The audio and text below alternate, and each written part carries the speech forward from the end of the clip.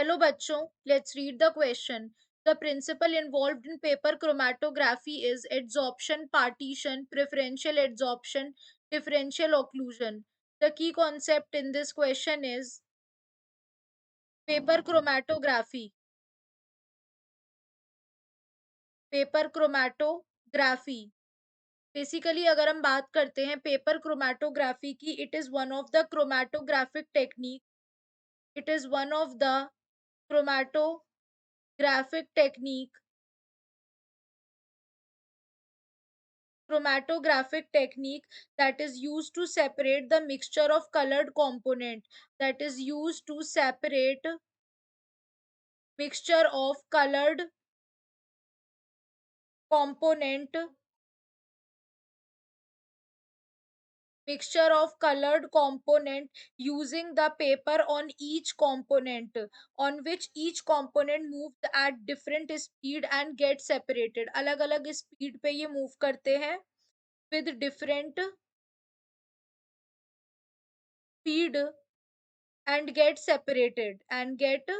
separated तो जो component greater speed पे होता है वो ज्यादा तेज जाता है as comparison to the one with lesser speed. तो जो प्रिंसिपल होता है इसका ये बेस्ड होता है on the partition. The principle क्या होता है इसका? Partition.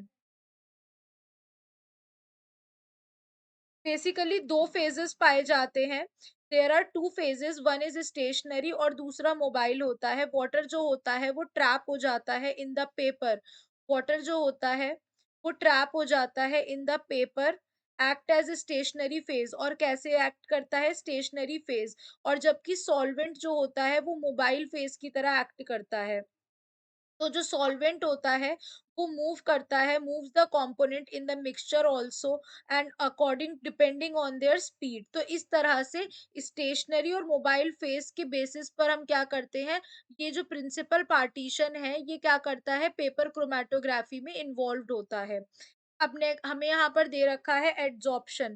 Basically adsorption is the process जिसमें मॉलिक्यूल जो होते हैं एक कंपोनेंट के वो अटैच होते हैं to the surface of the another component. तो ये रॉन्ग हो जाएगा। Partition is right. We talk about what is preferential adsorption. तो बेसिकली अगर हम बात करते हैं प्रेफरेंशियल एड्सॉर्प्शन की, तो बेसिकली व्हाट हैपेंस, एक कोलॉइड पार्टिकल यूजुअली एड्सॉर्ब होता है, एड्सॉर्ब करता है दोज आयंस जो एक्सेस होते हैं और कॉमन होते हैं अपने लैटिस में। से हम क्या कहते हैं? प्रेफरेंशियल एड्सॉर्प्शन कहते हैं। तो ये भी रॉन्ग हो जाएगा।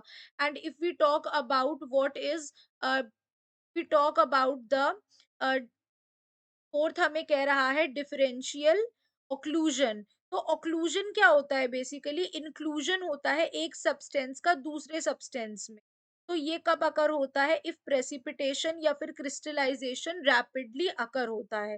तो ये भी हमारा रॉन्ग हो जाएगा। So the correct answer in this question is option number B.